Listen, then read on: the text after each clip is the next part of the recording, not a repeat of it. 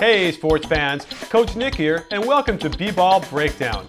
I have some exciting news. I was just named the head coach at Birmingham High School, a place I coached at in the late 90s and early 2000s, and I'm coming back to build a program from scratch. And I'm very excited because we can merge B-Ball Breakdown with my program, and I'll give you some insights and some tips and some practical applications for what I know and how it works on the court.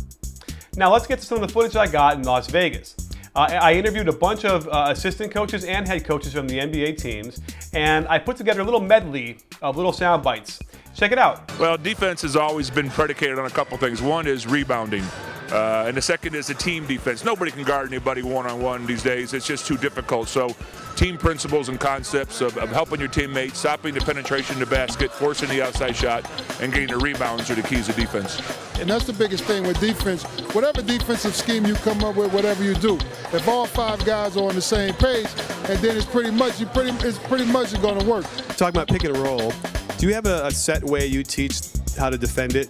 If I knew how to defend a pick and roll, I'd be head coach someplace. No, seriously. The pick and roll is maybe the heart of offensive basketball. You know, some people trap the pick and roll. Some people it's a hard show. Some people drop way back and jam the lane. When I play on the perimeter, I prefer the blue because which is pushing it down. Because I was a big guard and I can kind of smother someone defensively. I can keep the ball on the strong side. Most teams that do a good job of showing their bigs are kind of athletic and they can run out, show, and get back and recover quick. But up top, it's a hard show, which you can't show flat. If the big shows flat and he get drawn towards the sideline, then it's tough for him to get back to his man or to the man that he's switching with. So when you show, you got to show towards half court. Stop the ball, let the guard go under, and then get to the man either you're switching with or get back to your own man. But for the most part, if you have time to get up there and show, you know, it's been more effective for us. So that's the way we play the high screen and roll. Is there a perfect offense in your mind, and have you seen it? It just depends. You know, I mean, there's no one way to play this game. And, you know, is the triangle good for the Lakers? Yeah. Is it good for everybody? I mean, that's a debatable point. When you were a player, what system do you think you would fit in best with? Anything to let me shoot. Oh, I would have loved the triangle. There's a lot of good movement, a lot of screens. You know, that was kind of how I played, you know, at Indiana when I was in college. With the passing game was, you know, that Coach and I used back then, and reading screens and how to use them. And the triangle, you have to do a lot of that. You're reading really and reacting to how the defense is playing. I like the triangle. I like the triangle. And I believe that at some time or other, anybody that's coached in the last 15 years in this league has used some element of it in their offense, either as a set play or an action that was some kind of an automatic play. So, you know, it's great stuff, and obviously if you have the right players, history has shown that it's a very effective way to play.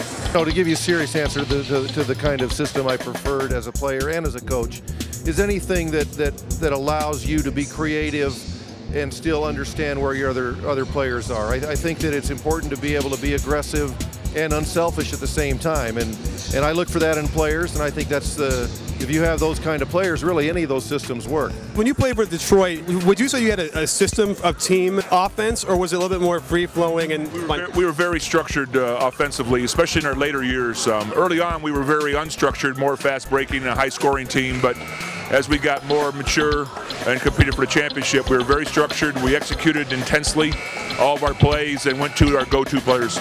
So would you make a direct correlation between structured and winning? Mental structure, yes. No mistakes or limited mistakes. Everybody knows their assignments. Either they don't get the ball, they still have to set screens and rebound and be decoys, and that's what wins basketball games. Winning in this league is based on three basic things. You've got to play hard, you've got to be unselfish offensively, and you've got to be committed defensively. And you know, there are no shortcuts to success. If you do those things, you know, you'll win games and you'll play well. So selling players on that, I think, is what it's about. And I've been fortunate to have a lot of good teams and a lot of guys that have understood that those three things are huge, and so we've won a lot of games. All games are mental, 90% mental. Everybody has physical traits and capabilities, and yeah, there are some teams that are more talented than others, but the team that mentally competes the hardest, looks at their team in the face and says, "You're not winning," and goes about and plays hard-nosed basketball, normally wins. But the game has always been simple, it's always going to be simple. So the more you complicate it, the harder it's going to be. You get back on defense, you play defense, you try to get stops, you contest shots, you get the ball to go to the other end, you run your offense and you score.